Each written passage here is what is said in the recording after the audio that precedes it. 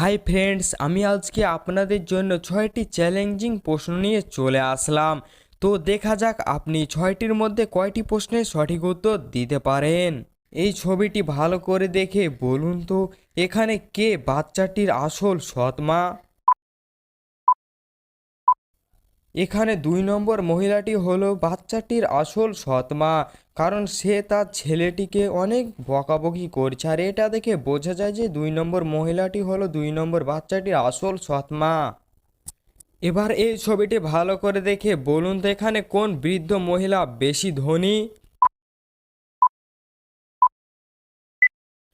এখানে 2 নম্বর বৃদ্ধ মহিলা বেশি ধনী, কারণ একটু লক্ষ্য করলে দেখতে পাবেন যে তার কাছে যে কুকুরটি আছে সেই কুকুরটি অনেক দামি।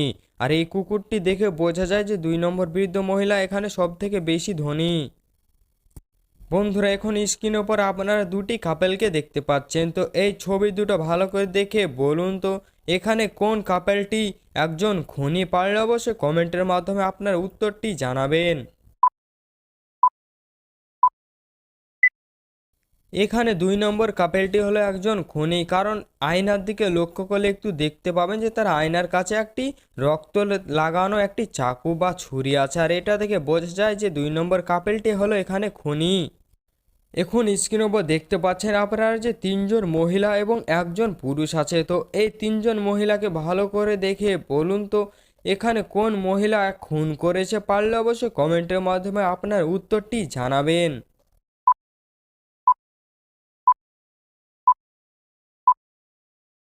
এখানে 3 নম্বর মহিলা খুন করেছে, কারণ তার জামার দিকে একটু লক্ষ্য করে দেখতে পাবেন যে তার জামাতে রক্ত মাখানো আছে, আর এই রক্ত মাখানো দেখে বোঝা যায় যে 3 নম্বর মহিলাটি এখানে খুন করেছে।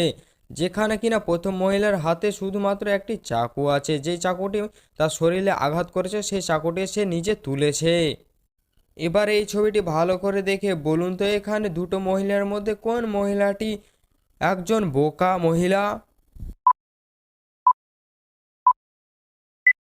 বন্ধুরা, এখানে দুজন মহিলাই বোকা, কারণ তারা তাদের বাচ্চাদের দিকে কোনো রকমের খেয়াল বা যত্ন করছে না। এই ছবিটি ভালো করে দেখে বলুন তো, এখানে কোন রানী বেশি বিপদের মধ্যে আছে?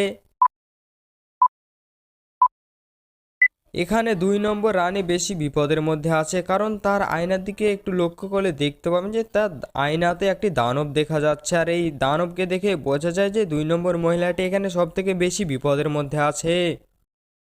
আজকের ভিডিওটি ভালো লাগলে লাইক করবেন, কমেন্ট করবেন, শেয়ার করবেন এবং এই ধরনের ভিডিও পাওয়ার জন্য আমার ছোট্ট চ্যানেলটি সাবস্ক্রাইব করে দিন।